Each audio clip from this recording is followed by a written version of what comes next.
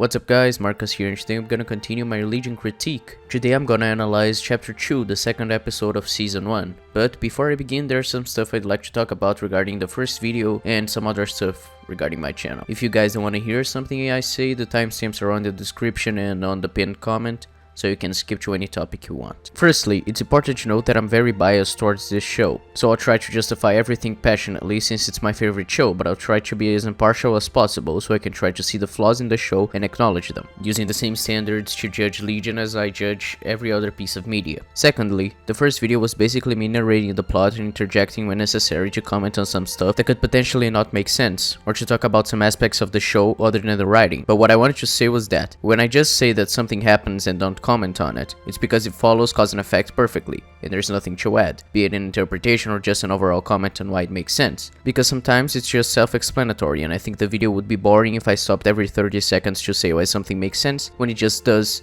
if you know the context of what's happening, which is one of the reasons for me narrating the plot, so you can follow what's happening and have the full context to know if what I say is correct, since you'd have the same references as me, and the other videos of this series will be the same. Thirdly, there are a few corrections I'd like to make from the first video. I said Sydney spent a week at Summerland before going to save David, but that's not true. She was there for a few days, but it was definitely less than a week, since David was off his meds for a week, and he stopped taking his medication before he left Clockworks, and after he left Clockworks, he spent a few days on Amy's house, as we'll see her say in a future episode. After that, he went to look for Sid, but he was captured and interrogated on the same day, so it couldn't have been a week since she arrived at Summerland. This doesn't change a lot from what I said, but I noticed that mistake and wanted to correct it. Another correction is something I missed when I talked about episode 1. When David is inside Sid's body at the cafe, he orders some coffee and drinks it, but he wouldn't have any money on him to pay for the coffee, so there's a chance he may have not paid for it, which is consistent with his character, or it just doesn't make sense and it's just an oversight from the writers, but anyway it doesn't change the plot whatsoever, so it's just a nitpick. Lastly, when I talked about Sid's APD, I said it is a flaw, but not for that episode, which is true, but now I'll say it's not a flaw, and when I get to the episode where it is mentioned, I'll talk about it again, because there's a very good explanation for it. However, Noah Hawley was wrong when he talked about APD on the interview I showed on that video, but Rachel Keller, the actress that plays Sid, talked about that in an interview, and she didn't call her condition APD. Well, we meet Sid at the mental hospital Clockworks in the beginning of the series, and she's been diagnosed with an antisocial anxiety disorder. So it may just be that Noah Hawley got the names confused. Now about my response to Wisecrack, I'd like to say something really quickly. They were talking about panpsychism at one point, and they used the astral plane to justify it. However, it didn't make any sense, and they contradicted themselves. If they wanted to talk about panpsychism, the best thing to do would be to cite Ptonomy in chapter 4, when he uses an object to see its memory.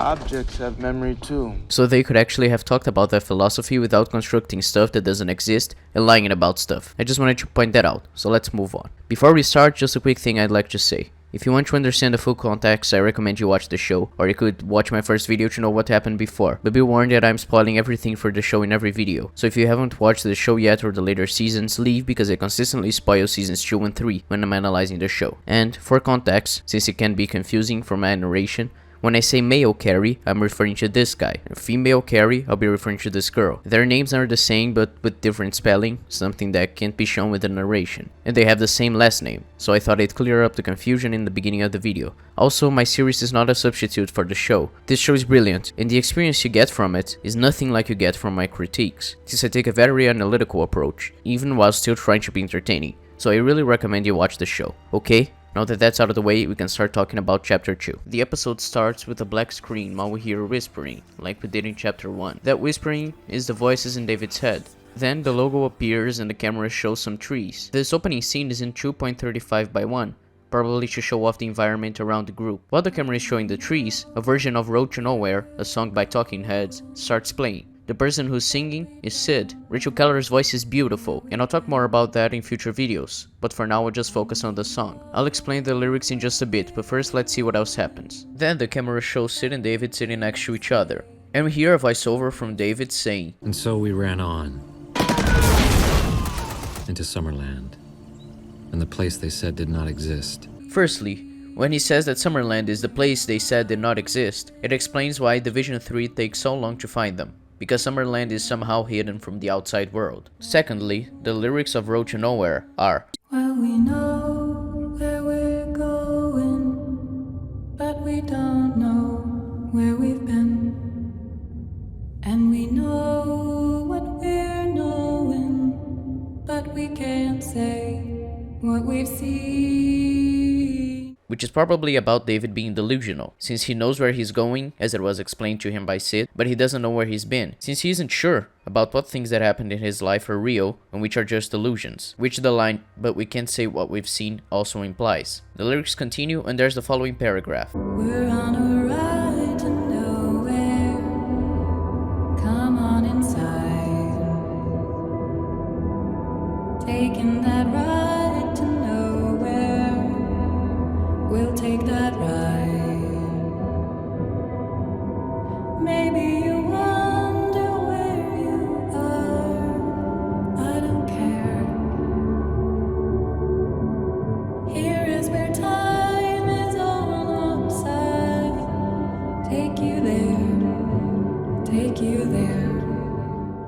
Which probably means the following. They're on a ride to nowhere, aka Summerland, because Summerland is the place they said did not exist. So Summerland is nowhere. And the other lines are basically Sydney telling David she's taking him to nowhere, and that there they will be able to be together. Since here's where time is on our side implies that they will have time to be together. The camera shows Melanie smiling, probably because she's bringing David to Summerland, a person she believes could change everything, as we'll see that's what she believes in this chapter. Then we see Sid and David looking at each other, when David says that wolves were at their heels. Then the camera shows soldiers from Division 3 being led by a dog, who's following David from the smell of the group most likely.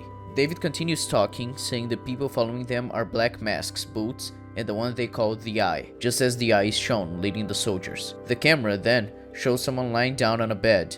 Then we see Sydney pointing at something. Then we see a wider shot showing the boat with everyone on it, arriving at Summerland. Then we cut to David lying down on a bed, panting and shaking. Then, voiceover David says they came to do the work that must be done, to strip themselves of the fog of life before, which probably means that David and Sid went to Summerland to understand their lives without the idea that they're sick on their minds, to try to see what happened to them with a new perspective, one that doesn't explain everything by saying they're crazy, but one that explains everything by saying they're special, as we'll see by what Melanie says in this chapter. Then we cut to David in bed again, as the aspect ratio changes to 1.78 by 1, and Melanie starts talking to David. She says that the human race is beginning to evolve. While she says that, we hear the whispering from the voices David hears again. We cut to the group entering a building, David behind all of them. Then we see a POV shot of David walking behind Sid. We cut back to David on bed, sweating and panting. We hear the interrogator from the previous episode saying David's name, and David forcefully closes his eyes. This would be David hearing that and being overwhelmed and trying to suppress it. We cut to an elevator with a POV shot of David sitting down next to Ptonomy and looking at Sid. Then we see another POV shot of David being greeted by an old man, played by Bill Irwin, who extends his hand for David to shake it, while Melanie says that the people at Summerland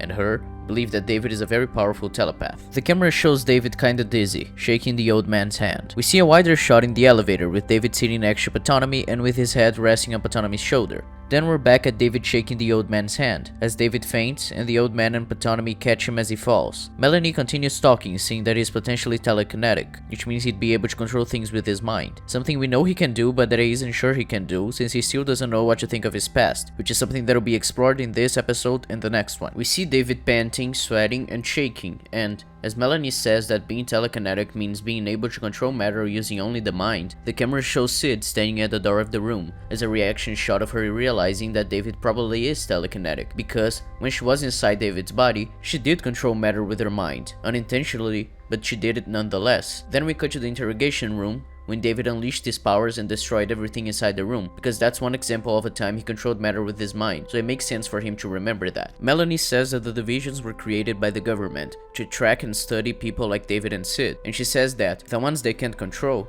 they kill. With her saying that, she explains to David the goals of the antagonist, something we already knew from chapter 1, but that David didn't know, so it makes sense for her to tell that to David, and it also helps by being a clearer explanation of Division 3's goals to the audience, being a very good expository line. We see the group getting off the boat that brought them to Summerland, and then we see the Eye and the soldiers walking through a forest again. We see David in bed again, putting his hands over his face, as we get a quick cut to a bunch of people yelling at David inside his mind, as we keep hearing whispering inside David's mind. Melanie asks if David is hearing voices now, and she says that the voices are louder at Summerland, and that so much power is making David sick. This implies that being at Summerland makes David more powerful, and by doing that, makes the voices he hears louder. Melanie says she wants David to focus on the voices, and David says that he doesn't want to do that, and that doing it only makes it worse. Melanie tells David to trust her, and that he's safe there. She tells David to close his eyes and to focus. We get a close-up of David's face as we hear more voices in his head. Melanie says there's a single voice calling his name and asks if he can hear it and if he can find it. That's when we start hearing that voice among the other voices David hears. Melanie tells David to concentrate on that voice and to dial out all the other voices, and she says, Imagine there's a big knob, like a volume knob, and just turn it down until all you hear is that one voice. As we see David turning the knob, the voices become fainter, and we just hear the voice calling David's name. As it becomes the only voice we hear, it becomes clearer, and we realize it's Melanie's voice. David opens his eyes, and Melanie says, That's good, David. The camera shows Melanie, and we hear her voice inside David's head saying, Very good. as she smiles and says that that is what telepathy is, and the camera shows David relieved as he sighs and smiles. David going inside his mind and being able to control it is something that makes complete sense when considering his powers in the astral plane, which you'll learn about in a few episodes. Melanie tells David to get some sleep, and that memory work begins on the next day. Melanie leaves, and Sid, who was standing by the door, walks to David's bed to talk to him. She asks if David is feeling better, and he exhales, showing that he is more relaxed now. Then he asks what Melanie meant by memory work. The camera focuses on Sid as she smiles, and we get a transition while Melanie is explaining something to David, allegedly on the next day. David, your whole life people have told you were sick. What if I told you that's a lie? What if I told you every memory you have of mental illness, voices, hallucination, was just your power? Then she says she can do more than just tell David, that she can show him, as the camera focuses on a room with glass walls in the woods. Melanie says she could help David rewrite the story of his life. As I said extensively in the last video, Legion tries a lot, especially in Season 1, to make the viewers try to understand if David is mentally ill or not, that maybe everything came from his powers. David asks if they have time for that, since Melanie said Division 3 is after them. But Melanie interjects, saying they'll make time, with a warm smile. David looks kinda nervous, probably because he doesn't want people to look into his memories and know what he did in his life before Clockworks, something more explicit in the next episode. Melanie walks to the glass box, and David looks kind of frustrated or apprehensive. We hear Melanie's voice saying David is very important to them. As we cut to inside the box with Sid standing up and David, Ptonomy, and Melanie sitting at the table. Then Melanie corrects herself, saying David is very important to her, which seems like she's doing what the interrogator did on the last episode, which is say that she needs David to try to make David trust her, to have a more personal relation with David, like that scene in Chapter 1. That is one of the things that I need to know. However, Melanie actually needs David. It's not just something she's saying to persuade him, but we won't learn that until Chapter 5. Melanie says she needs David clear and focused. David looks at Sid, probably to know if they can trust Melanie, by seeing if Sid trusts her. Melanie continues talking and explains how it is done, which is by going back, finding his powers, and seeing what triggers them. Then she says, But what matters most, we make you whole. that's her trying to show compassion, and to show that she cares about David. Now, she's actually trying to gain David's trust, but in Chapter 5 this is flipped on its head. David looks at Ptonomy and Melanie. Melanie grabs the metal handles on the table as the camera shows David, who looks contemplative of doing this memory work or not. It cuts to Sid, who looks like she's anxiously waiting for a reaction from David. David comes to an agreement with himself, as we see by his expression, as the camera focuses on Ptonomy's hands that grab the handles in front of him. David grabs the handles as well, kind of reluctantly, and closes his eyes like Melanie and Ptonomy did, as the camera zooms into his right eye. We get a flash of white, then the camera is pointed at the sky, as the camera tilts down and shows two kids playing, as we'll learn in a few seconds. And as I said in the first video, these kids are David and his sister Amy. The kids also have a dog named King, who's playing with them. We get a bird's eye view of the field in which they are playing, where we also see Ptonomy, Melanie, and David standing looking at them playing. Melanie says, You can see why I said you need to see this for yourself. as we see later, Ptonomy can access and see people's memories without them going with them, something that also happened in Chapter 1, but we didn't know about Ptonomy's powers yet. But it makes sense that Melanie would want David to see his memories, so he could go where he wants and remember the points he wants to revisit, instead of being shown by Ptonomy the memories of his that would substantiate Melanie's point, so Melanie could gain David's trust, and so they could figure out together what David's past means. Not only that, but David was reluctant to do the memory work, but after showing this happy memory of David and his sister playing as they were kids, it's a good way to show David that memory work can also be beautiful and calming, which could be another explanation as to why Melanie would say what she did just now. David points at his sister and says her name. Melanie responds, saying it's his sister, something he hadn't told people at Summerland yet, so it's clear they either studied David before getting him, or that Sid told Melanie about Amy, since she would know about her. David says he was 80 years old in that memory. Then he asks if they are inside his head, because he's trying to understand how it's possible for them to be there. Melanie answers saying Ptonomy is what they call a memory artist, and that's his gift, explaining how it's possible for them to be inside his memory, and also how Sid being projected into David's memory happened in chapter 1. David asks if he can talk to the 80-year-old version of himself and his sister. Ptonomy answers saying he can, but it's better if he doesn't, because it changes the memory, which means that Sid changed David's memory when she talked to him, and his memory in chapter 1. It doesn't change anything plot-wise, but I thought it was interesting to point out. The fact that the memory can be changed by interacting with it also explains something we'll see in chapter 4 and in this episode. Melanie tells David to just take it in for now, and that the first time is about accepting that it is real, it being the fact that he's inside his mind. And she says that, after accepting that this is real, they'll focus on work, and go back to the moments in David's past when he felt his so-called illness coming on, and she'll show David that it was really just his gift, which is Melanie's goal, to do the memory work with David, so they can make him be able to control his powers. Then she says she's gonna make David whole again. Kid David tells Amy they have to get back home, and adult David asks if they could follow them. Ptonomy answers saying, Pretend we're in a museum. The museum of you. It's your place, you're the boss. Where do you want to go? What do you want to see? Feel it all again. You're back in your body, in the moment. David is happy when he sees he's at his childhood home. Young David is helping his mother in the garden as she corrects him in the way he's supposed to do it, and adult David is getting emotional at seeing his mom. Ptonomy tells David to take a deep breath and to try and see his memories from the outside, and to find some distance, probably to get David used to not getting so attached to his memories, and to try to have a more unbiased view of them, so he can understand his past better. When Ptonomy said that, David got kinda disappointed, probably because Ptonomy made David remember he's only looking at a memory, that he isn't actually there with his mom. They go inside the house, and we see young David and his mom seeing how much he's grown by marks on the wall. Melanie says that's David's mother, and he nods. David says his family lives in the country, upstate, so there's no light pollution. It's interesting that he uses the verb live in the present tense, since him, his sister, and his father, as we'll learn in a few minutes, don't live there anymore. But, like we saw earlier, with David being immersed into his memories, David may feel like he's there, and he's living that, or reliving that memory, as if he were there, so it makes sense. David continues talking, and he says his dad is an astronomer, and then he corrects himself, saying he was an astronomer, because he died in a previous year, and he says, They wouldn't let me. To bed, she said. The angry boy. I was still in the hospital. David gets very emotional saying that, since his illness would have prevented him from seeing his father when he died. David asks why he can't see his father's face, and Ptonomy says he can, and that it's his memory, so all he has to do is look up. As David looks at young David in bed, and adult David replaces kid David on bed. When he does that, the story David's father was reading gets to a disturbing point, but I'll talk about the entire story first. Before I do that, it's important to highlight that when the camera shows David's father holding the book from the perspective of David in bed, the father's face is still hidden, so David still can't see his face, and I'll talk about why that might be in a few minutes. So, the story David's father is reading is called The World's Angriest Boy in the World. It goes like this. To bed, the mother said. To bed, she said. The angry boy, his face turned red. His face turned red. His face turned red, and with the cry, he chopped her head. No bed, he said, and Snickersnack, his mom, was dead. Dead. Dead.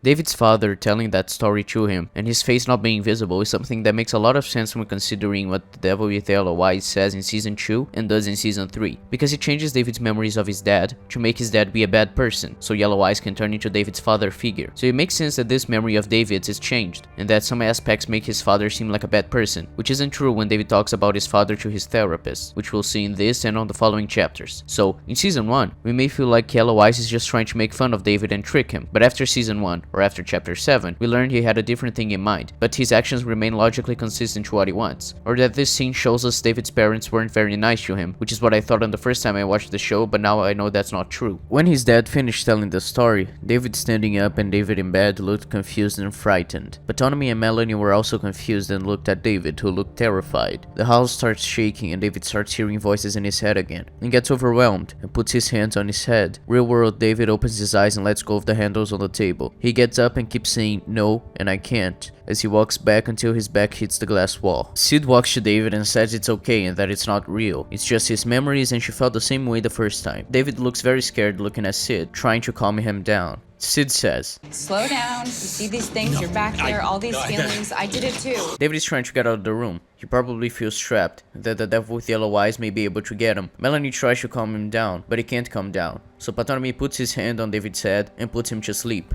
The camera shows Sid sad and worried about David, and Melanie looks worried and disappointed. Like she realized David is mentally ill after that, and she shouldn't have given him hope, or that the memory work didn't go well this time. It fades to black, then we get a flash of one of the pages of The World's Angriest Boy in the World. We fade to a younger David sitting in a room looking around, while we hear whispering from the voices in his head. We hear a voice saying, "And we both know who that angry boy was." David looks confused and says, We do. the other guy says David's name, and David says, Me. the camera shows an audio tape recorder, as the other guy says, Very good. we'll learn this other guy is David's old therapist. So him saying that the angry boy is David is him trying to understand how David's mind works. The world's angriest boy in the world is a metaphor that David's mind created of himself, at least that's the way the therapist sees it. It's also interesting to note that the devil with yellow eyes created the world's angriest boy in the world, even before David was in Clockworks, so he may not even have changed David's memories, but changed David's perception of events in his life while they were happening, a theory that could be strengthened by what we see in the next chapter. Something that is also strengthened by the fact that we'll learn that the devil with yellow eyes entered David's body when he was a baby.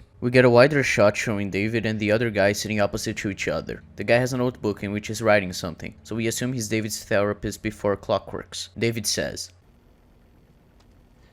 That's, I'm not sure that's... Quiet. Talking. Sorry. The therapist says David seems twitchy today. David answers saying this is him, normal. The therapist asks if everything is okay at home, and asks about his girlfriend. David tries to start talking twice, when we get a cut of him screaming at Philly, his girlfriend before he went to Clockworks, the scene we saw in chapter 1. Then we cut back to David in his therapist's office, saying, I'm not an easy guy to... The therapist says that Philly left. Then David answers by saying, No, she wanted to, and I like it, you know? Like... This glitch in David's memory is very important in this episode, so I'll talk about it later, but for now, it's interesting to note that the show hadn't told us this was a memory. It could have been just a flashback, so we didn't know what the glitch might be. However, it is explained later in this chapter. The music becomes suspenseful and intense, showing the audience that this glitch shouldn't be happening. David asks if the therapist has any gum or liquid, trying to change the subject of what he was talking about. The therapist says that the breakup of a relationship can be very disruptive for someone with David's condition. The therapist asks if David is sleeping. David asks if he means that David is sleeping at night. Then he says, yeah. No, I'm fine. The vapor and... I mean, it's not like... I mean, maybe she'll come back, I think. David said that because he wants to seem optimistic and like he's getting better, but when it cuts to David in his kitchen floor and Philly leaving, that's David remembering that memory and knowing she's not coming back. Then David says that's kind of their dynamic, which would mean they break up and get together lots of times, which could be why he may have thought she would come back, but that time the fight was too intense and what he did with his powers in the kitchen would scare off any person, so even though he's trying to be optimistic, he knew she wasn't coming back. Interestingly enough, in chapter 1, when David hangs himself, it shows a naked girl in his bed, but we know it isn't Philly because we see her face and her hair color is different to Philly's. But also because David said to the interrogator that Philly left after the fight he had with her, that we just saw in chapter 2 as well, and we also know he didn't try to hang himself on that same day that he had the fight with her, because he was sent to Clockworks after he tried to hang himself, and this session with his therapist is before he was sent to Clockworks and after he and Philly broke up. So David would have been sleeping with this girl to drown his sorrows, but probably not because of Philly, something that will be strengthened by chapters 3 and 4, probably because of something way worse that would have made him want to kill himself. So there's a really big chance that David lied to the interrogator in chapter 1, and that he tried to kill himself for another reason, which would be consistent with his character, because he lies a lot, as we'll see throughout the show. And then the therapist says they've talked about how the dynamic, as David calls it, of Philly and David breaking up and getting back together is not healthy,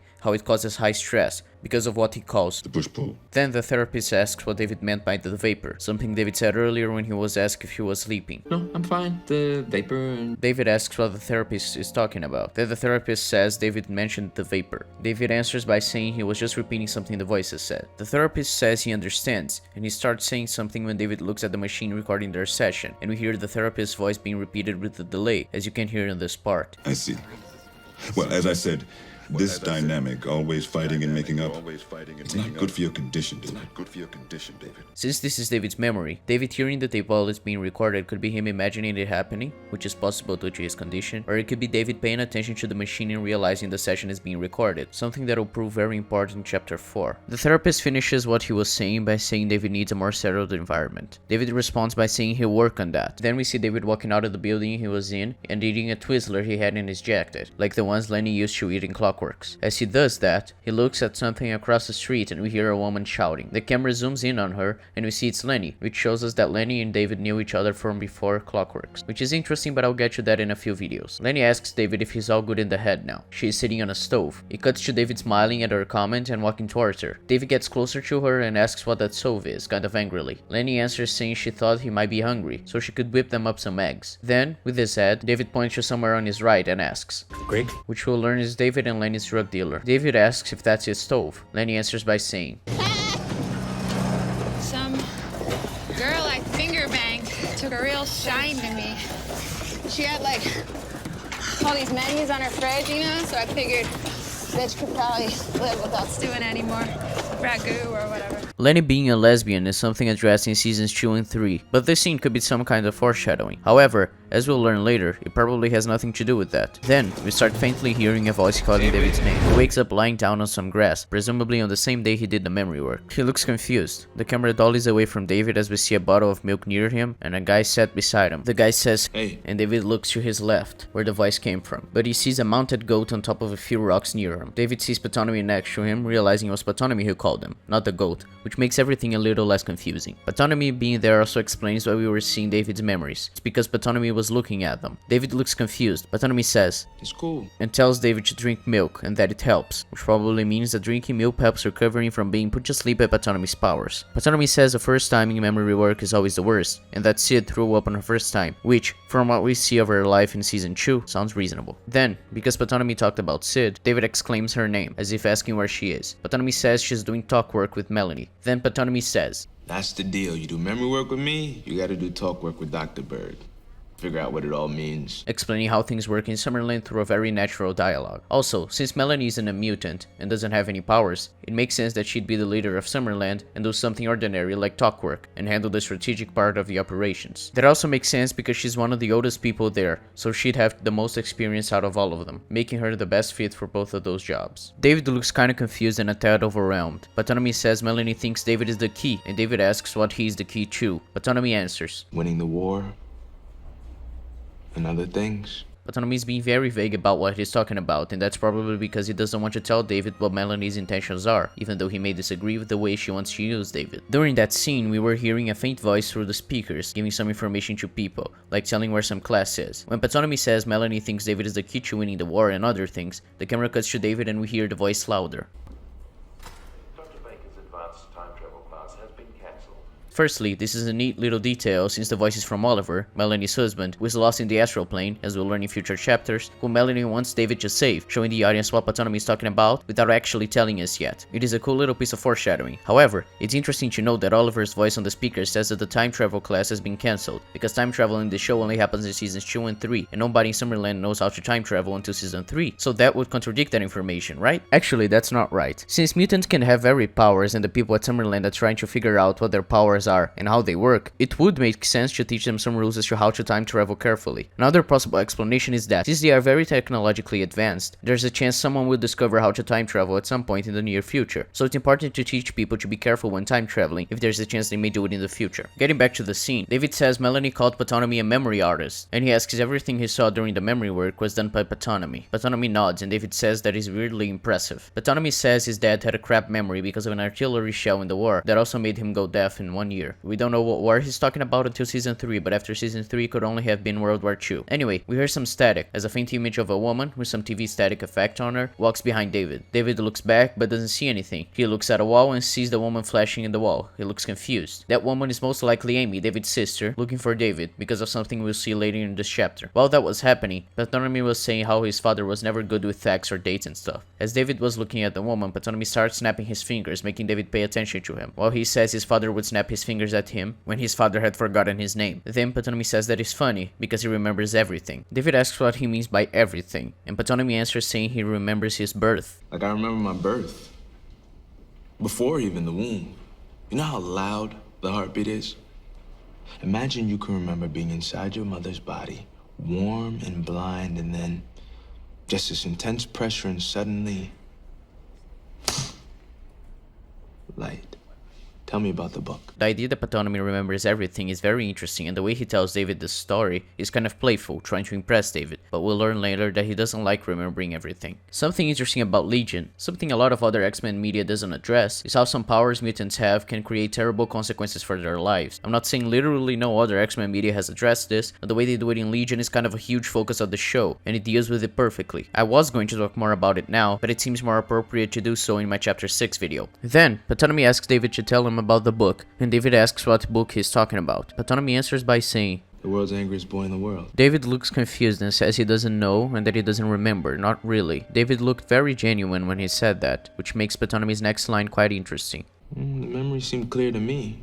Since the memory seems clear, but David genuinely seems to not remember that clearly, it surely means that the devil with yellow eyes created that memory. So, when Ptonomy was looking at the memory, it wasn't something in David's mind. Instead, it was in Yellow Eyes' mind. As Ptonomy says that the memory seemed clear to him, David looks confused and worried, like it may be his sickness creating this delusion of a memory that never happened. But that's just a theory. Ptonomy asks if David's parents actually read that to him at bedtime, because that would be messed up. David looks confused, then he says he doesn't want to talk about it, kinda trying to dodge the question. Ptonomy says he doesn't want to talk about it either. He says it's not his deal, that he's the memory guy, not the talk guy. Ptonomy tells David to take his time getting up and says, Like I said, first time's a bitch. Ptonomy gets up and walks away, as the camera focuses on David and the track Darkness Full Suite starts playing, as we hear a voice on a radio and David turns his head to his left, like he heard the radio as well. We cut to the soldiers from Division 3 walking in the woods with an intense track playing, contrasting the beginning of Darkness Full Suite we just heard, that sounds like a lullaby.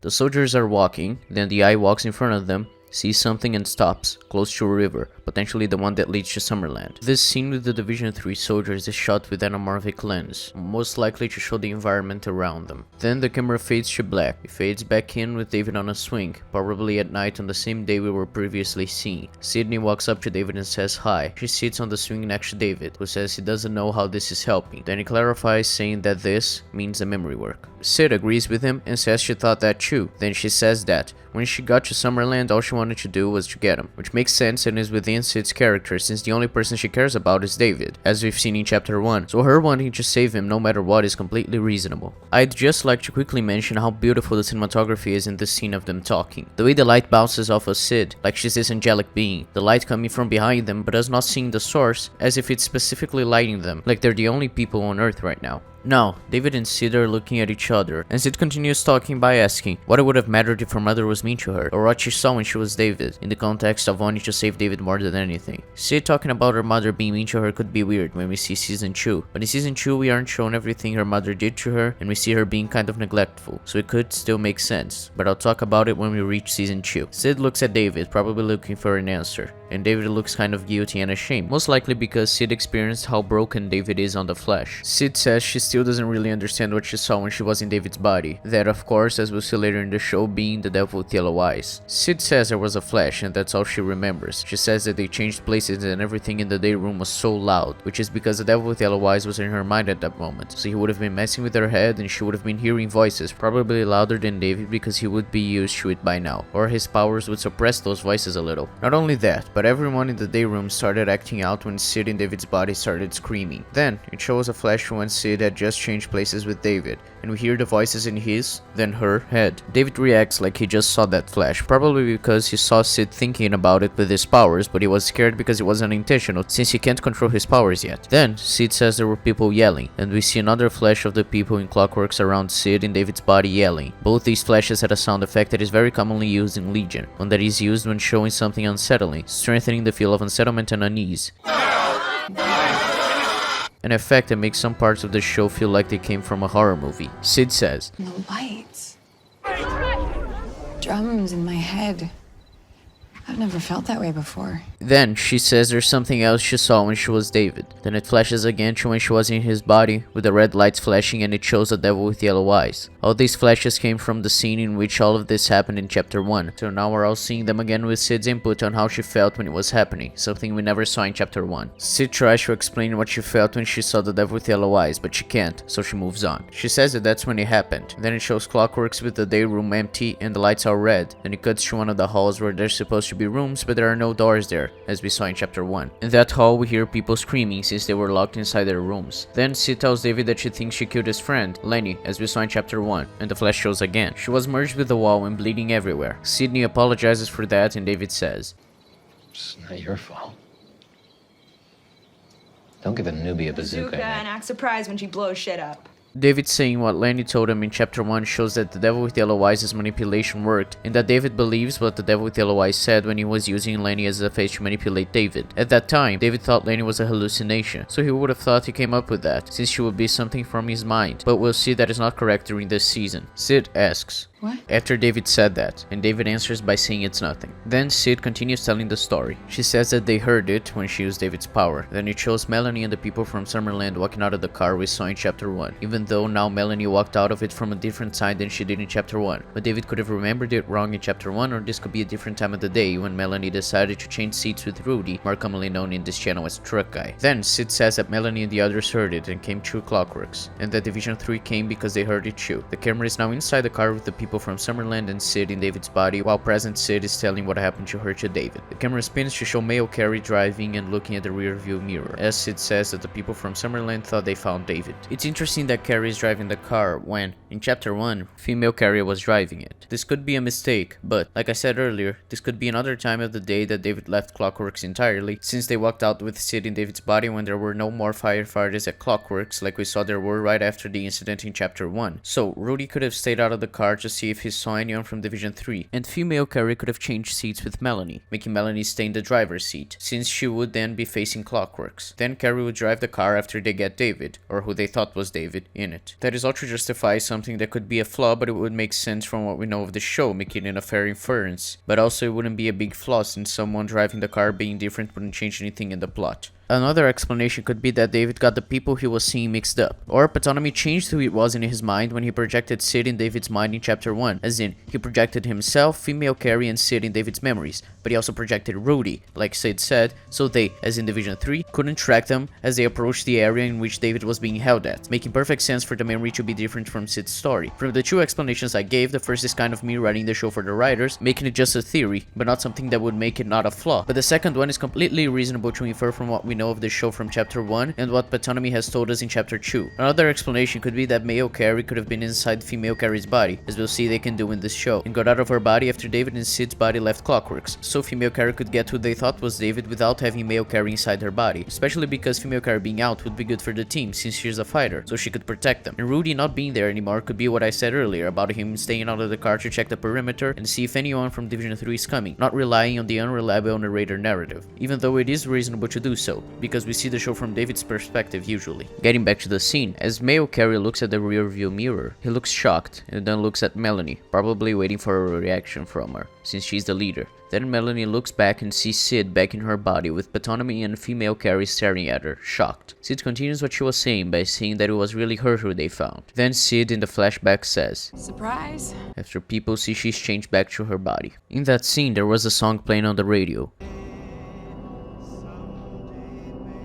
It's Don't Say Goodbye by Johnny Woodson. It's a song where the person singing it is telling the person they love not to say goodbye because she's leaving and it would hurt too much. And the person singing says the person leaving might return one day, which is kind of the story of chapter 1, of Sid leaving Clockworks and David behind, but eventually returning to save him from Division 3. It cuts back to the present, with Sid and David lovingly staring at each other's eyes. Sid changes her expression for a second, looking kinda worried, like she's afraid he's mad at her or something, which is consistent with what we'll see in the rest of this episode. Then it cuts to David, who closes his eyes in frustration and stands up, saying he wants to hug Sid, and Sid says that David can't hug her, with an expression like she understands him, but unfortunately she can't do anything about it. Then the camera shows a wider shot of David looking down at Sid. At this angle, David is fully lit, and it seems like the light is coming from Sid, like she's the thing that lights David's life, that makes everything clear. The first season deals a lot with the romance of these characters, and the way the cinematography shows these characters' relationship is truly amazing, as you can imagine by what I said in my first Legion video. Because the cinematography in Legion is one of, if not my favorite thing about it. David gets frustrated by not being able to hug her, and says they could hold hands at least. Sid answers saying, Can I be honest? It's really uncomfortable for me.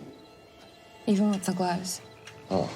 There's this feeling, the closer I get to someone, it's like being covered with ants. These little anxious needles under my skin. Sometimes it's all I can do not to scream.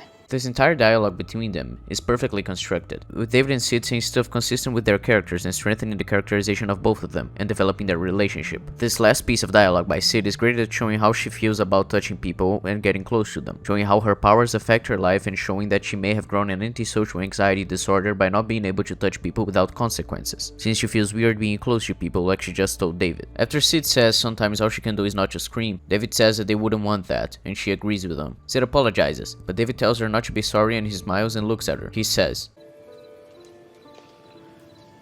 You're having a romance of the mind. Sid smiles as they both look at each other lovingly, and she says she likes that. They stop looking at each other and the camera lingers on Sid, looking pensive, as if trying to understand the way David and her are having a romance of the mind, as David calls it. It cuts to black and we hear male Carrie telling David to try not to sneeze, as the lights are turned on, and we see David inside an MRI machine. This seems like it's on the following day, but we don't know how much time has passed since the last scene, so it could be a few weeks later. As you may have noticed, every time we get a time jump, I have mentioned how much time it has probably passed between these jumps. And that is because the time that passes in this episode is very important and determinant of something making sense in chapter 8. So I'll mention it now, so I can reference it in the chapter 8 video to show if something that happened makes sense or not. So I'll mention in every episode of this season how much time has passed since David got rescued from Division 3. Then, David asks why he would sneeze, as male Carrie turns on some machines. Carrie answers saying, For example, move basically. It jumbles the scan. Then we hear the machines turning on, as we are inside the MRI machine with David. David looks around inside the machine, as if he's a little claustrophobic. Male Carrie is working on the machines as he says some random words like apple and Nixon. He also says, Onion. No, onion. Santa. David asks if Carrie's talking to him, and Carrie says he's not. He also says, Alaska. No, you don't play like a shh. The way the camera shows the mouse is really funny to me, and the fact that a similar mouse appears in season 2 only makes it funnier. Right now, the way Carrie is saying random shit and telling someone to shut up and that they're playing the game wrongly seems like he's talking to himself or some other personality inside them. We get an explanation soon enough. David says, I talk to myself sometimes too. Well, not myself, the voices.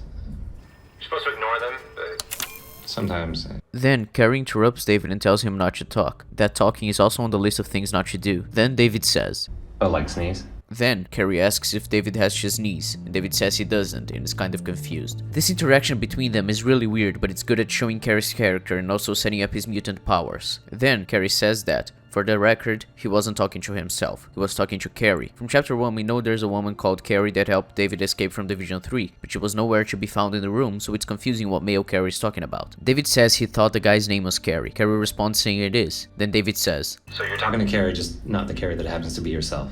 Correct. This is completely confusing, but the explanations will come. Then, Carrie says that David has an extremely large amygdala. David thanks him for saying that with an unsure voice, since he doesn't know what to say about male Carrie's comment. Then, Carrie tells David to take deep breaths and to think of something or someone he loves. The light inside the MRI machine turns red. For now, it was because Carrie changed something while working on the machine, but it could also represent something else I'll talk about in just a bit. As the scanner in the machine passes David's face, we see Amy, David's sister, as a kid, showing us that David is thinking about her. She's the someone he loves. When I saw this episode for the first time, I thought he would think of Sid, something really cliche, but he's thinking of his sister, which is sweet, since we know their relationship isn't the best as we saw in chapter 1, but we also saw that she deeply cares about him, and now we know that he deeply cares about her too. Now, something I think could be intentional, but could also just be a coincidence, and I'm forcing this to think that the show always thought of this from the beginning, and be warned that there are spoilers for season 2 right now, is that, like I said, the scanner is now red and David is thinking of his sister, a person he loves, and we see season 2 the Devil with Yellow Eyes kill David's sister sister to destabilize him. And red in Legion symbolizes yellow eyes, while blue symbolizes David, so it could be yellow eyes scanning David for any weaknesses, in this case, David's sister, so yellow eyes knows she's David's weakness and chooses to kill her because of this.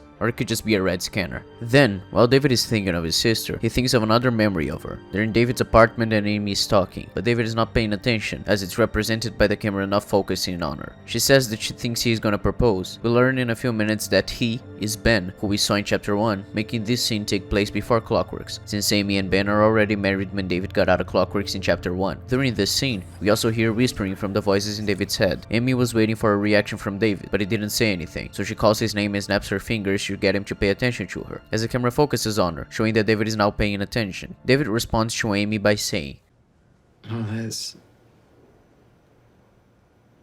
good job." Good job? Because of Amy's response, David corrects himself and says that it's great and that he's happy for his sister. Amy says that David is sweet, but she doesn't know for sure as she looks at her finger, implying that she's not sure if she'd say yes to a proposal from Ben. Amy says, But who knows, maybe you and Philly. I know she's nice, though. You know, I think she gets you. We hear a dog barking in the distance, and David looks at where the noise came from, which means we were hearing the same thing he is, and that he heard it too. He looks suspicious and confused because of the dog barking. David looks back at Amy and says that that's dumb, and that it's not gonna happen, as in him and Philly getting married. And now we have a very important piece of dialogue that I even showed in my chapter 1 video. Well, why can't you have what everyone else has? A nice home, a family. Because I'm sick.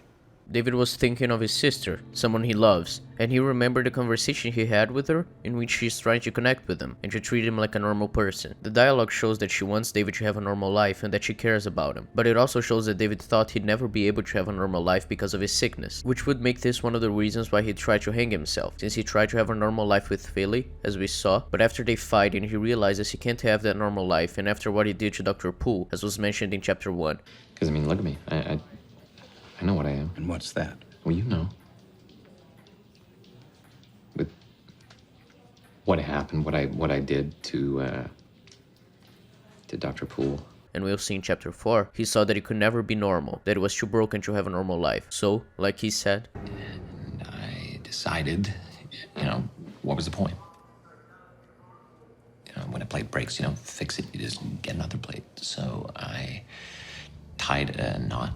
What I just talked about is never explicitly said in the show, but from what we see, it's a very fair way to think of the stuff that happened, since it all lines up. Then, we hear the dog barking again. David looks behind him, and we cut to a dog barking in an alleyway. The camera shows David with the same clothes he was wearing when he left his therapist's office earlier in this episode, and that he was wearing when talking to his sister, showing that it may be the same day, which would make David saying that him and Philly getting married is stupid make a lot of sense, since he would have fought with Philly not too long ago. We were hearing some banging, like the sounds that were happening during the kitchen scene after David yelled at Philly when the kitchen tornado happened, but the camera shows Lenny banging at the stove that had appeared earlier, making her the source of that noise. A dude, most likely the Greek, whose name was mentioned earlier by David, asks Lenny what the point of a stove would be. In the background, the dog is still barking at David's face, and in the foreground, Lenny asks, Like its function? The Greek answers saying, To me. and asks if he looks like a guy who needs a stove. We see a kid with a slingshot breaking some bottles, when the camera cuts to David, who looks confused, as Lenny says, You know how in Baseball, they say.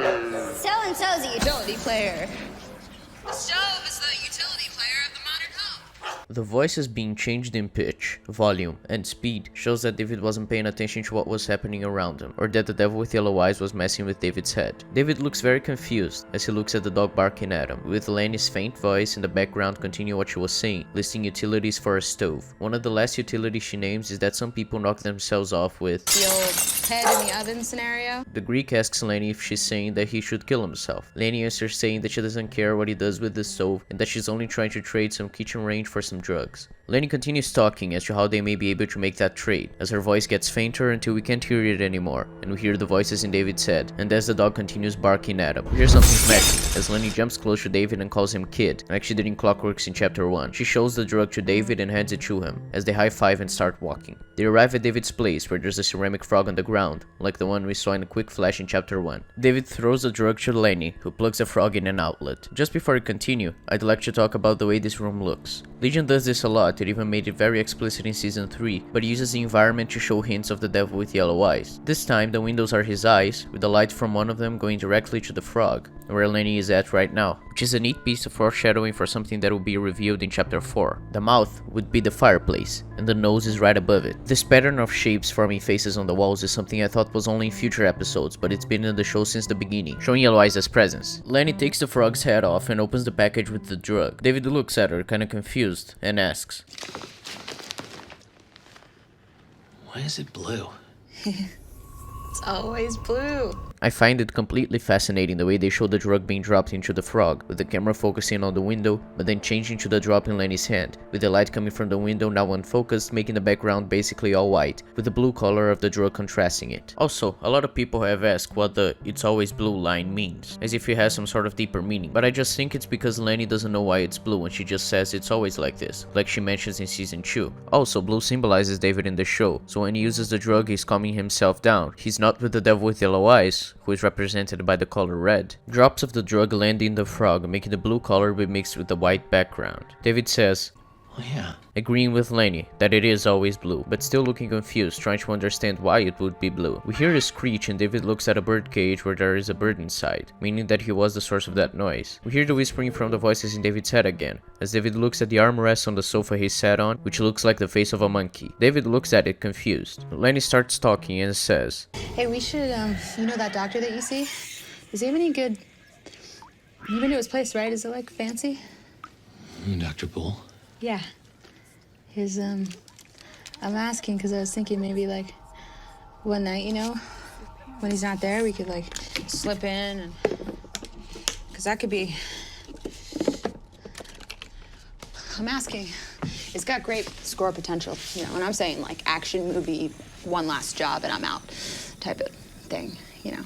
The camera pans through that mannequin, but I have no idea what it is. It's probably just something strange that David noticed, like he noticed the bird and the armrest, since it's something we saw in the background in chapter 1 but that is never brought up again. David calls Lenny's name, who looks at the frog, who now has smoke coming out of its mouth. They both go to the frog and inhale the vapor. The frog's eyes turn blue as Lenny and David fall to their backs and lie on the floor. Like the drug, the color blue may symbolize David feeling good. Like I already said, that blue in the show represents David, and red represents yellow eyes. Lenny puts her hand on her face and starts saying red leather, yellow leather, over and over again, as she laughs a bit. David looks at her and she changes into the devil with yellow eyes, as Ptonomy says, "Freeze!" freezing the memory. This time they're doing memory work, could again be weeks from the last scene we saw of David in Summerland. The camera shows frozen memory, Lenny and David, which means that the devil with yellow eyes isn't there. This could be that we were seeing the situation play out like it did in real time for David, but when it freezes we see from Ptonomy, present David and Melanie's eyes, which means that the devil with yellow eyes hid himself. It should not appear to these people when looking at David's memories, something that is confirmed in chapter 4. Melanie asks what had just happened, and David says that nothing happened. He seems genuine when he says nothing happened, which is consistent with something we'll see in chapter 4. Melanie asks what David saw when he looked at Lenny, because of his reaction, which, since the memory is frozen, shows that David is scared and shocked by looking at Lenny. David says that he saw nothing and tries to justify his reaction by saying he was high, and that he sees things, and that they aren't real, it's just his brain. Melanie tells David that that is the old narrative, the schizophrenic delusions. She tells him that he's not schizophrenic. David, since chapter 1, has been going back and forth between believing he's schizophrenic and believing it's just his powers, and Melanie is trying to get a definitive answer, as we've seen since the beginning of this episode. But she's certain that the answer is that David isn't sick. She doesn't even think that he could have powers and be sick. David looks at Melanie, like he doesn't know what to believe, while Melanie says that David has powers and that the things he sees are real, like she showed David with the voices, referring to the scene in the beginning of the episode where David turned down the voices in his head. What Melanie says makes Ptonomy remember something, so he says that reminds him that he wants to go back to something else. As the background changes behind Ptonomy and we see David in his therapist's office again, showing us the same conversation we saw earlier, but now Ptonomy, present, David and Melanie are there. David acts frustrated by being there to see that memory. When they get to the point where the memory skipped a bit, Ptonomy freezes it. Ptonomy asks what happened there to David, who answers saying he doesn't know. Ptonomy asks Melanie if she saw it and he says there was a glitch, a time jump. Melanie tells David that it's very important that he remembers everything. He says that he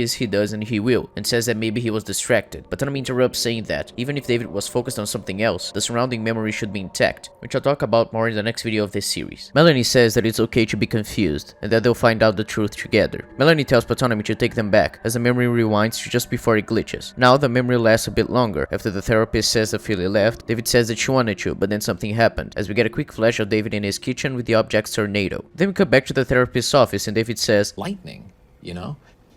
Again, meaning that it still had a time jump but the memory skipped last this time. Ptonomy freezes the memory again and says that there was a flash. Then he looks at Melanie and asks if she saw it. Ptonomy says that David was in a kitchen maybe 6 years before and that he was using his powers. David says that he doesn't know, that he didn't see anything, probably because he's trying to hide that day from these people, because they think he's a freak or he's insane, or because they'd give him hope of not being sick and he still believes he's sick, as we've seen just now, or because he doesn't want to revisit that memory because he doesn't like to do so, because it's a very bad memory, since it makes his girlfriend leave him, consistent with what we've seen of his character in this episode. Ptonomy tells David to concentrate and to try to focus on where he went just now. He describes the place, an apartment, and there was some kind of incident. David says he's sorry in a defensive way. Ptonomy tells David to make his mind blank and he'll get him there. Ptonomy closes his eyes and we see this. Now they're all in David's childhood bedroom, and all of them look confused, while we see young David asleep in his bed. Melanie asks what happened, and Ptonomy says, I don't know, I couldn't. Ptonomy closes his eyes again, and a weird glitch happens around him. Ptonomy says that he's too strong, he in this case being David, implying that he tried to control where they go in David's memories, but he couldn't because David is too strong and stopped Ptonomy from doing so. David says it's not him. Melanie tells David that he has to trust him. David answers saying he does and that he told her, as the door behind David is slammed closed by no one. We hear whispering again, and we hear rumbling. David walks back, scared of what just happened, as Melanie calls David's name twice. Young David and present David are looking at the bookshelf that is shaking, when the books fall and the camera follows one particular book falling. The world's angriest boy in the world. We get a quick flash of the world's angriest boy in the world. The boy, not the book. As young David covers his eyes in shock. Melanie and Ptonomy look at scared young David, and Melanie looks like she's sorry for him, and Ptonomy looks like he's just trying to understand what's happening. Then they look at present David, who's also covering his eyes, the same way the young version of him is doing. Then the camera cuts to black. When we get back, we have a few shots of young David, with a woman's voice calling his name. We assume it's his mom, but then we cut to David sitting down on a bench, and we realize it's Sid's voice calling his name. David asks, "What?" And Sid answers saying she asked him how he was. He says he's fine, it's just a lot to take in, implying that this was on the same day as the scene we just saw in David's memory. Sid says she knows it's a lot, and also says she was worried. Sid asks what the memory was and that Melanie won't tell her. David says it was kid stuff, again trying to hide his past from Sid, which will be carried over to the next episode. Sid asks if it's okay that she brought David there, which is a fair question since David has been reliving his bad memories all over again, something he's been struggling with, even though bringing David there makes him safe. David of course says it's okay, and he says that the place is beautiful, which, from their point of view in the sunset lighting, is true. David asks Sid if she thinks they're safe there. Sid says that she thinks they're safe at that moment, but she knows Division 3 is looking for them. Then we get the following interaction. But I'll protect you. What? Huh? You said... I thought you... Never mind. No, what? No, nothing. I just... Did you just think, in your head, did you think I'll protect you? No, I don't know. Sorry, I'm not listening. I can't control it yet. Well, learn, because not everything is... No, I know. You are cute, though.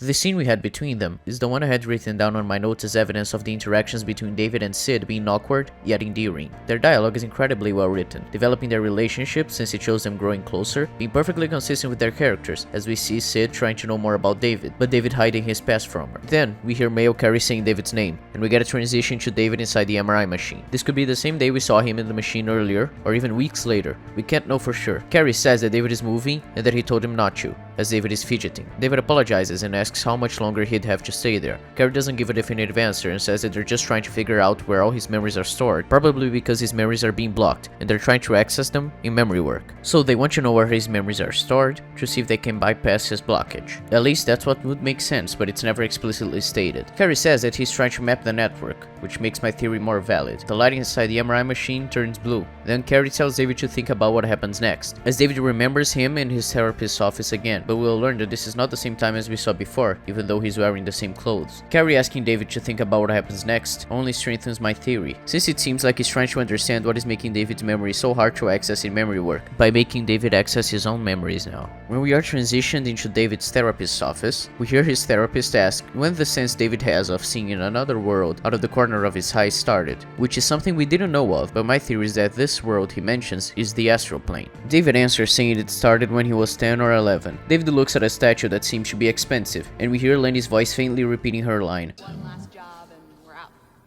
which definitely makes David's therapist, Dr. Poole, and shows that this happened after the time David and Lenny got high that we saw earlier. We know David did something to Dr. Poole because of a dialogue from David in chapter 1. What happened, what I did to Dr. Poole. So, now that we have confirmation of this guy being Dr. Poole, we expect David to do something to him, or we expect to see what he did to him, since it has already been done, but we'll know what happened only in chapter 4. And one interesting thing about this dialogue in chapter 1 is that, just before David says Dr. Poole's name, he looks at Lenny, who's sitting beside him, because she'd probably be complicit in what he did, because it was all her plan, which is a very interesting detail, especially when considering the reveal that will happen later in the season. In regards to remembering when David started having the sense of seeing another world out of the corner of his eye, David says, it's kind of hard to... It's like trying to make a list.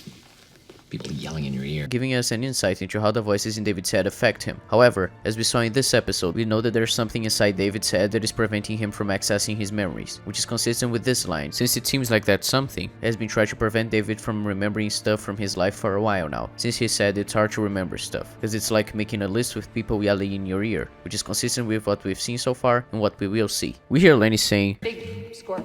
As David looks to his left and sees more items that could be valuable. Dr. Poole says that the pills he prescribed should help with that. That meaning the voices in David's head. David says that some of the pills do help, as he looks at more valuable items behind Dr. Poole, as we hear Lenny's voice saying, "It's always blue." As the camera focuses on Dr. Poole, who asks if David is supplementing. David asks what he means by that, and Dr. Poole responds, saying that last time David used the word vapor, and that he looked it up, and there's a new drug. David says that he's only taking the pills, the prescription, and that he's clean, as we hear David saying he's clean on the right ear. Like we did earlier in the episode when David looked at the machine recording their session. Then David looks at the machine. Dr. Poole says that at 10 or 11 is when David said the vision started, and he asks what David remembers most about those years. David is kind of caught off guard by that question, so he takes some time to think about it, as he starts smiling, and he says the names of various constellations, while there's the sound of some metal things clanking lightly, as if something used to put children to sleep, evoking the feeling of David being younger, and the calmness that David is feeling right now, and the sounds that symbolize the stars. As David stopped remembering the stars, and he explained that he was talking about the constellations, we start hearing whispering from the voices in David's head. David was explaining what his father was, but now the voices weren't letting him pay attention, being consistent with what David said before, and with how Yellow Eyes may want to erase the good memories of David's father and change them to bad ones. Because of that, David doesn't remember the word he was looking for, so he says that his father studied the stars. Dr. Poole says, "An astronomer."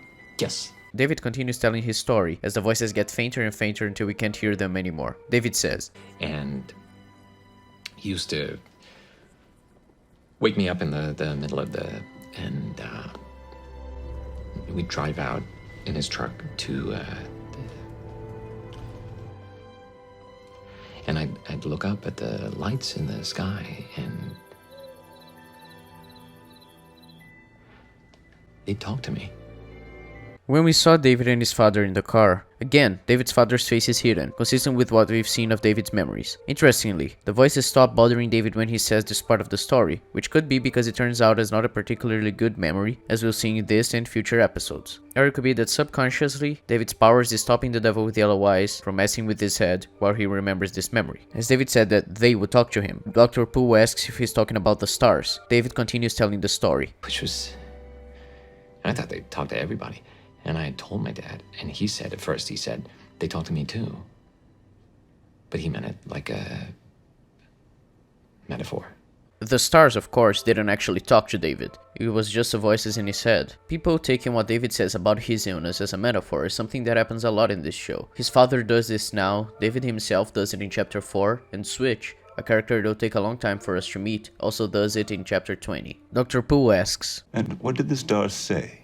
I would have just narrated what he said here, but that line from Dr. Poole will have a major role in season 1. After Dr. Poole asks that, David worriedly looks at the door behind Dr. Poole that is opening on its own, and David looks terrified. As we start hearing the voices in his head again, David tries to talk, but he keeps stuttering since he's afraid of something. David says that he's not supposed to talk about it, as Dr. Poole says that that's a safe place and that nothing can hurt him there. David says he's fine and looks at the door again, still scared. Dr. Poole gets up, and David tries to stop him, trying to change the focus of what's happening. So he says they should talk about something else, as the camera shows the door opening a bit more, and you hear a very deep voice, almost like a growl, like there's a monster on the other side of the door. We cut back to Carrie looking at the scans of David, as the scan starts to flash red, and Carrie looks confused and intrigued by what he's seeing, with a suspenseful and unsettling track playing, which works because, like Noah Hawley said, and I pointed out in the last video, we get unsettled by things not acting the way they are supposed to. So, when Carrie's acting like the scanner is doing something he doesn't understand, we are unsettled because Carrie should be an authority on the matter, making the viewer unsettled and accentuating the horror aspects of the show, especially since the scary part is placed between scenes of David thinking there's a monster after him. We see David in the MRI machine again, and we get a transition back to the scene in Dr. Poole's office. David continues trying to talk about something to keep Dr. Poole away from the door, and he asks what the article Dr. Poole mentioned was about, like a new drug or something. Dr. Poole tells David that it's just a closet and that there's nothing to worry about, as he grabs the doorknob and closes the door, when the music intensifies and David continues looking terrified. David closes his eyes and lowers his head as the door closes and the voices and the music stop.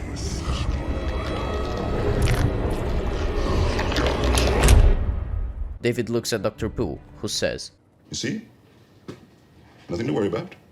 David looks confused, suspicious, and still a little afraid, if not somewhat relieved that nothing happened. Dr. Poole sits back in his chair, while David is looking around the room. David looks to his left at the machine recording the session making some type of noise, as Dr. Poole asks David to tell him what the star said, with what Dr. Poole said being repeated back through the machine with a very deep and gravelly voice, like it's a monster saying that. So, David looks suspiciously at Dr. Poole, like now he's a monster, not just Dr. Poole. We hear a woman's voice saying David's name, as we cut back to David in the MRI machine. David asks, "What?" And male Carrie says he didn't say anything, but David says it sounded like a woman. So male Carrie looks at female Carrie who's training on fighting in that room, and asks her if she said something, and she says she didn't. Male Carrie tells that to David, and David asks who Carrie is referring to. Carrie says he's referring to Carrie, without specifying that he means female Carrie, or Carrie with a K. It's interesting to note that female Carrie wasn't in the room when male Carrie said he didn't say anything, but she's there in the next shot we see of male Carrie, but she could have just walked out of his body between shots. David says, I thought your name was... Look, can we... Are we done?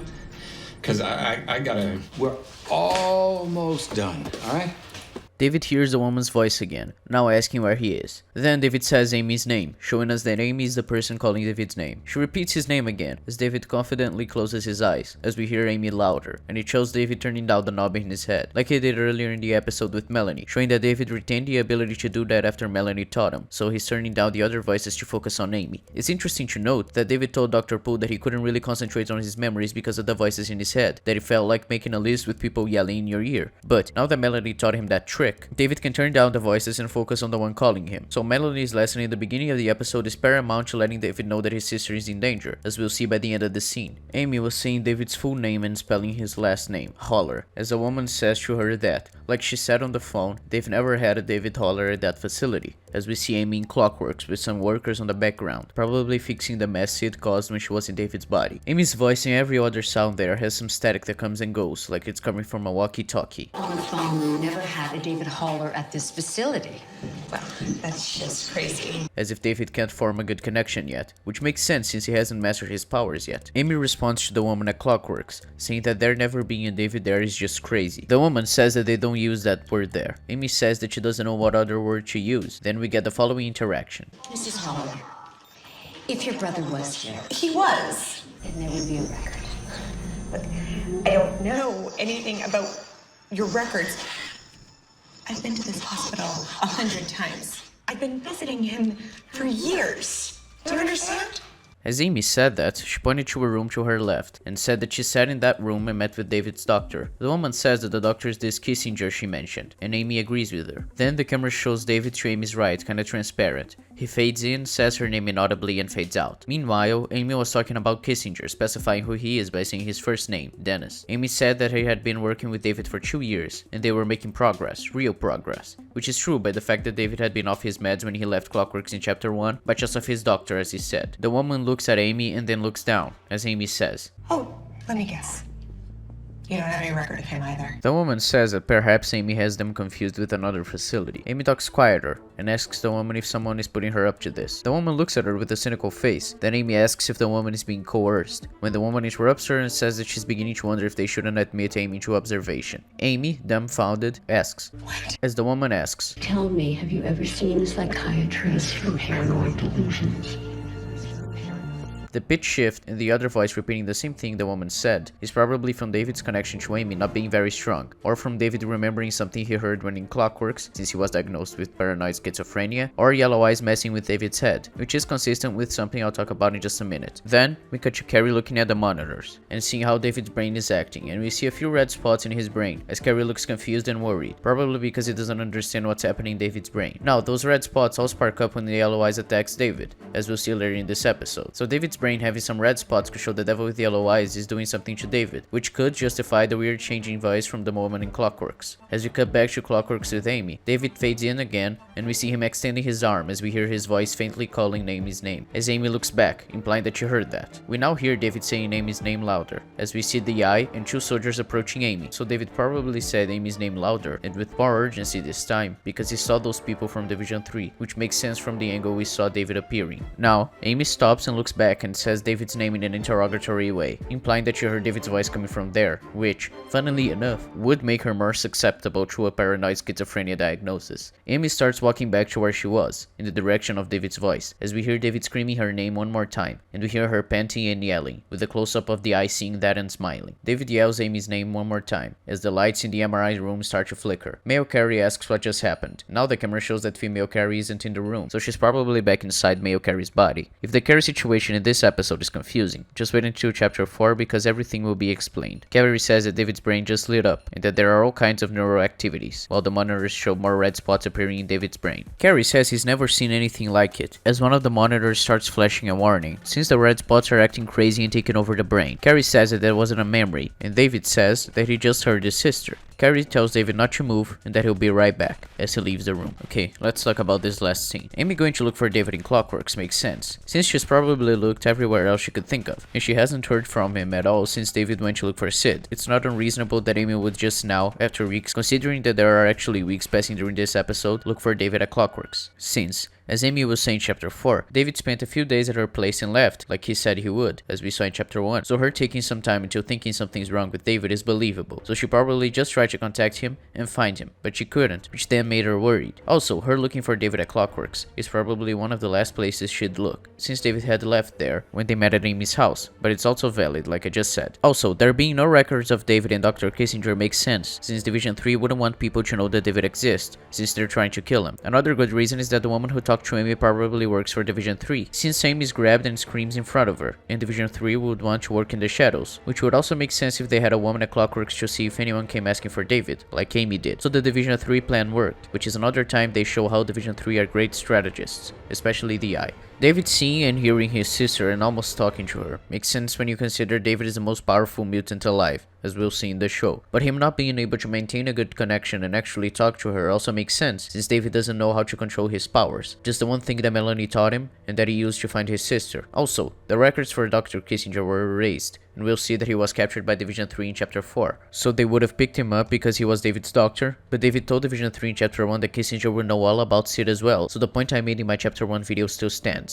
Earlier in this chapter we saw the Eye leading his soldiers through the woods, until they see something that wasn't shown to us, but it seemed like they reached their destination. And, since there was water between where they were and where they were looking at, it seemed like they had found Summerland. But, like David said, Summerland is... And the place they said did not exist. So the place they found probably is Dr. Poole's house, since we'll see them there in chapter 4. However, finding Dr. Poole's house shouldn't be that hard, since even Philly knows where it is, but it seems to be kind of remote, and it didn't seem like such a hard thing to find. Just going through the woods to get there that is a bit bit much. However, it's the same as we'll see in chapter 4. They don't seem to have found Summerland, since we'll see them asking Amy and Kissinger where David is in chapters 3 and 4, so that theory still holds up, especially since they wouldn't have needed Amy if they knew where David was, so using her as bait or to get information from her is consistent with the show. Now, let's get back to where we stopped. Carrie had left the room and he told David not to move. He did that after seeing he had never seen something like David's brain activity as he saw right now, implying he probably wanted to show it to someone, most likely Melanie. Now that David is alone, David asks, yelling, if Carrie left. Then, David yells hello, twice, trying to know if there's anyone out there who can hear him. After that, the lights in the MRI room are turned off, all except the scanner inside the MRI machine, which makes David say hello one more time, since he probably thought someone did that deliberately. David realizes he's alone, and he says,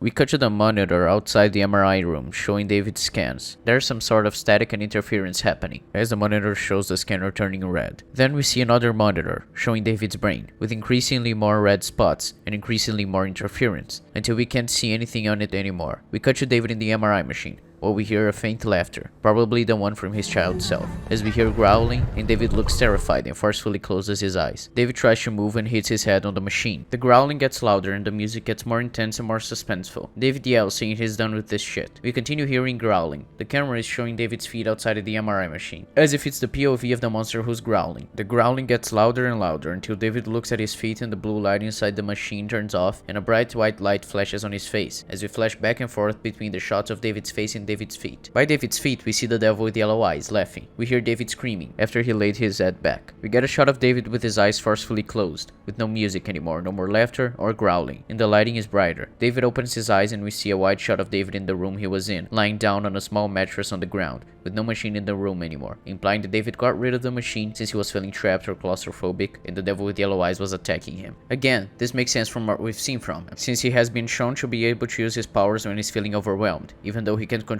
how he uses them. It's more of his powers acting to defend David, something that'll make more sense when we reach the other personalities David's powers create. Another thing that makes sense is the devil with yellow eyes appearing at that moment, since he wants to work together with David and doesn't want these people at Summerland to run experiments on him, as we'll see in chapter 3 and chapter 6. So, since yellow eyes erases itself from David's memory, David would just create an adverse reaction to the machine he was just in, and maybe to the people studying him, which is Yellow Eyes' goal. David sits up and looks shocked, as we get a cut to a room where Melanie is, and we hear a loud bang. There are a few people running towards that bang. Melanie looks back to see where these people are going. People are calling each other to see what they're seeing, as Melanie walks towards it. Melanie goes outside the room she was in and sees the machine David was in front of the building, with smoke coming out of it, with everyone either looking at it or going closer to see it. We get a reaction shot of Melanie looking shocked at it, until she smiles at the last second, since this would prove that David can't control things with his mind. We cut to black. Then, it fades in with David in bed in Summerland, as we can tell because of his hairstyle, so it means it's the present. I was saying that a few weeks could have passed between the past few time jumps, since we never get a confirmation as to how much time had passed, but this time it's fair to say it's on the same day, since David will go after his sister, so the only amount of time that works in universe from the last scene we saw is this being the night of the same day David saw his sister at Clockworks while in the MRI machine. As David is lying in bed, we hear Amy saying David's name to the woman at Clockworks faintly, as if David is thinking about that, which makes sense for him to be worried about his sister. We get a cut showing the drug frog, the same shot we had in a quick flash in chapter 1 while David was dreaming, then another quick cut showing the drug being dropped. Then, we hear David saying that Division 3 has her meaning Amy of course. Melanie responds saying that they probably do. David was either remembering that, or we're hearing a conversation that happened earlier while we see David in bed. However, it makes more sense that David is thinking about this stuff before going to sleep. Then we see a quick cut to Dr. Poole's office with someone's hand opening a drawer, and seeing loads of tapes. Then we have a cut to the point of view of Dr. Poole's patient, in this case it would be David of course, looking at Dr. Poole on the chair opposite to him. Dr. Poole has a lot of blood on his face. We hear Melanie saying that David can't help her, again talking about Amy. We see Dr. Poole's office again, with someone going through the tapes, and with 4 tapes with David's name on them being placed on the table. David says he has to go, continuing his conversation with Melanie, meaning that he has to go after his sister and he has to try to save her. Then we see Dr. Poole's office again from the patient's point of view, as the camera dollies closer to him and we see his bloody face closer, seeing injuries on his face, which probably would have been caused by David, since David said in chapter 1 that he knows what he did to Dr. Poole. David thinking about that makes sense, since Ptonomy and Melanie tried to see some of his memories close to this one, but they couldn't, and David didn't want them to, since he continuously has been reluctant about seeing his memories with them in memory work. So he's probably thinking about what he did to Dr. Poole, because he's afraid they're gonna get to that memory and say that David is a psychopath, that he's crazy crazy and that he's sick, which are the last things he wants. We see David walking into an elevator in the morning, implying that it's the next day, since he told Melanie he had to go get his sister, so he'd sleep and rest and he'd go actually do it in the next morning. He's got a bag with him. We hear a voice saying, which I'll talk about in just a minute. Then, Sid stops the elevator doors from closing as she walks in and looks at David. She stands right beside him as the elevator says.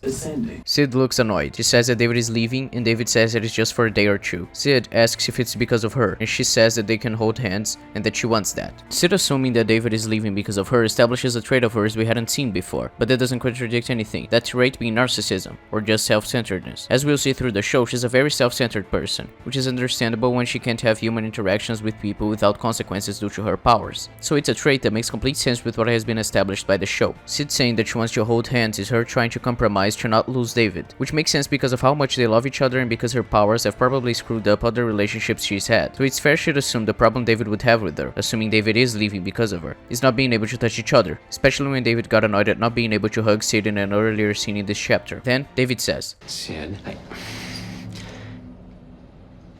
I was in the machine, the MRI, and I saw Amy. You saw your sister in the MRI machine? No, I found her. I heard her. She's looking for me. I think they found her. Division 3. She's in trouble. I don't know, I can't just... It's jumbled up, but there is something wrong with me. I know, but I cannot just leave her. David saying there's something wrong with him is interesting and it's consistent with his character, since it shows us that David understands that the stuff he saw in memory work and that Carrie saw when he was monitoring David's brain isn't normal, and because David has said, since chapter 1, that he's sick, and he still believes there's something wrong with him. David wanting to go save his sister is consistent because we know how much David loves her, because of a very good scene earlier in this chapter that established it. Also, him believing he could save his sister, even without knowing how to control his powers, makes sense for him, because we saw how much destruction he caused when he was captured by Division 3 in chapter 1, and now he'd have the element of surprise. Also, David wanting to run away from seeing his old memories and not wanting Melanie and Ptonomy to see them is consistent with what we've seen. David starts to walk out of the elevator and Sid tells him to stay, as she stands in front of him to block his way. She tells David to do the work, as he sighs frustratedly. Sid continues what she was saying. Not long, just enough to learn what you can do. What we can do. Together. Sid raises a great point to David, since him going to Division 3 now would be stupid, even if his actions would be consistent with this character, because he'd be acting on emotion, something established in the show already. Also, when Sid says, what we can do. Together. it's quite clear that she has grown codependent of David, since she said earlier that she didn't want David to leave and she thought it was because of her that he was leaving, and now she's showing again that she doesn't want to be separated from him, which is basically the definition of codependency. We'll see Sid acting this way throughout the show, mostly in season 1. Sid continues talking and she says that, after that, they can rescue Amy like they rescued David, and she finalizes what she was saying by saying, do the work. Sid's attachment to David is starting to seem unhealthy, but she does raise a lot of good points. David looks kind of angry and frustrated, as he considers what Sid said. Then, he frustratedly asks Sid how he knows that they won't kill Amy, and Sid answers saying that they won't kill Amy because she's bait, which makes a lot of sense, since Amy doesn't know where David is, so the best course of action would be to lure David with Amy as bait. David looks kinda sad at the realization that Sid is probably right, most likely because he's the reason Amy's in trouble right now. He's causing Amy to be hurt. David reluctantly and frustratedly walks back and drops his bag on the ground of the elevator, showing that he'll stay to finish the work, which makes sense since he understands Sid's point that Amy will be kept alive, and that him going down there without knowing his powers and how to control them would be stupid. Sid looks kinda relieved and annoyed at having to deal with that. She walks in the elevator and says down, as the elevator says descend, and the doors close. Now, before we move to the next scene, which is the last scene by the way, I want to talk about the elevator for just a minute. When David entered it, and he was going up, David didn't have to tell the elevator to go up, but Sid had to tell the elevator to go down just now. I know this would be a minuscule mistake, but it still makes sense why it works like that. As we saw earlier in this chapter, the building in Summerland is 2 stories high, which means that the elevator could only go up from the bottom story,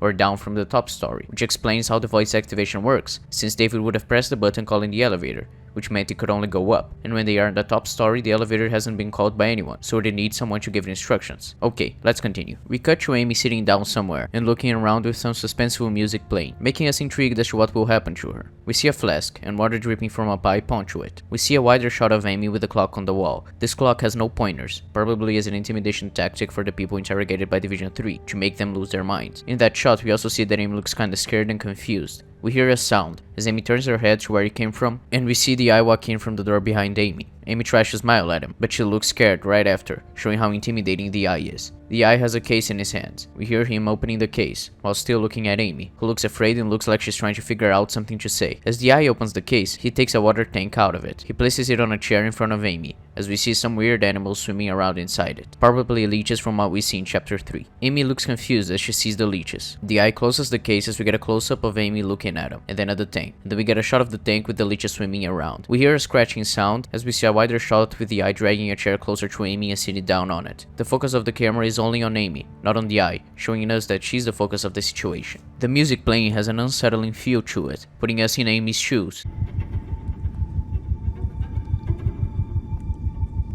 We get a close-up of Amy looking scared, then we cut to a reverse shot of the eye, with the image kinda distorted and unfocused, like Amy may feel right now, and the eye says, "Shall we begin?" The way the eye says that, and the intimidating and unsettling aspects of the room, make us feel intrigued and afraid of what will happen to Amy, so it's a good way to end the episode to get people interested in seeing the next one. Before the eye arrived at the room Amy was in, the track playing was the beginning of David Redux, the same track that played when David was escaping in Division 3 in chapter 1, probably mirroring David and Amy, as they both were captured by Division 3, but instead of the track playing and her escaping, it cuts off as the eye enters the room.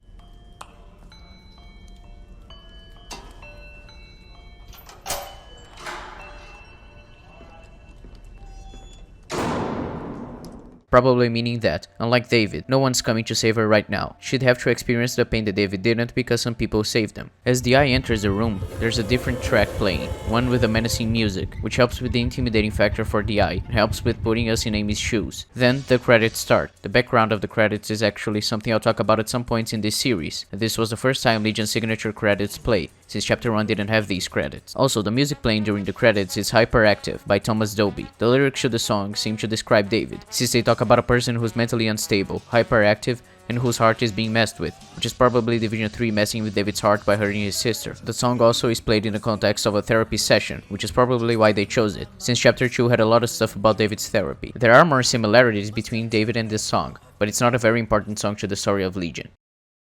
So yeah, that's chapter 2 of Legion. Not a lot of stuff happens. There's still a lot of stuff being set up. There won't be a lot of stuff happening until the finale, since most of the episodes in this season are very contained, while still moving the plot forward and developing the characters. But let's conclude the critique of chapter 2, since there's no point in talking about future episodes right now. Chapter 2 is basically perfect. If it weren't for the inconsistency in who drove the car that went to Clockworks, which I still don't consider a flaw, but could be debated, it would be a perfect episode. We learn a lot new about David, and his relationship with Sid is very well developed, with some brilliantly written dialogues between them. The cinematography continues to be wonderful, but I've talked about it when it was relevant, and I'll talk about it in a separate video that might be released before the year ends. Since I liked number ratings, this episode is a 10, at least 9.7 out of 10, since it could be debated whether or not the car thing is an actual inconsistency. In my first video I used a lot of interviews with cast and crew to contextualize some stuff, but in this video I didn't. This is because there weren't a lot of things that required explaining in this episode in regards to the intentions of the people involved. There are a lot of interesting things I found when researching stuff for this series, but none of them were relevant to this episode, but I'll probably talk about them a lot during this series. Before we end the video, I'd like to thank my sister